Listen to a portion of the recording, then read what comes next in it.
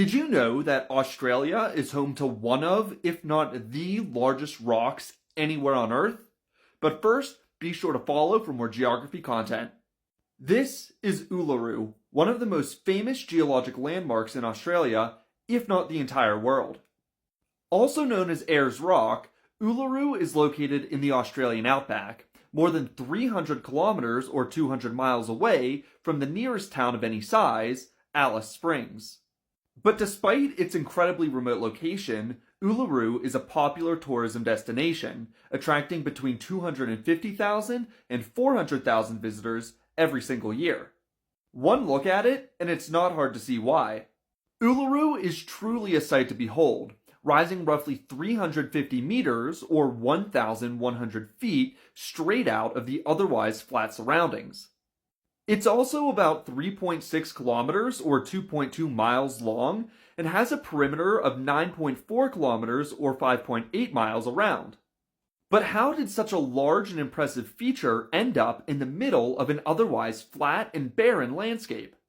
Well, you see, Uluru is a geologic feature called an Inselberg, sometimes referred to as a monadnock, which is just a hill, knob, or small mountain that rises abruptly out of a surrounding plain. Inselbergs form when a body of harder rock located within a body of softer rock is exposed to the surface after that softer rock has been eroded away. Uluru specifically is made up of a type of sandstone called arkose, which was more resistant to erosion than the surrounding landscape. As an aside, oxidation of iron inside the arkose is actually what gives Uluru its dramatic red color. But what makes the size of Uluru even more impressive is the fact that the giant block of sandstone has no fractures or separate bedding planes, meaning that it's a single massive rock.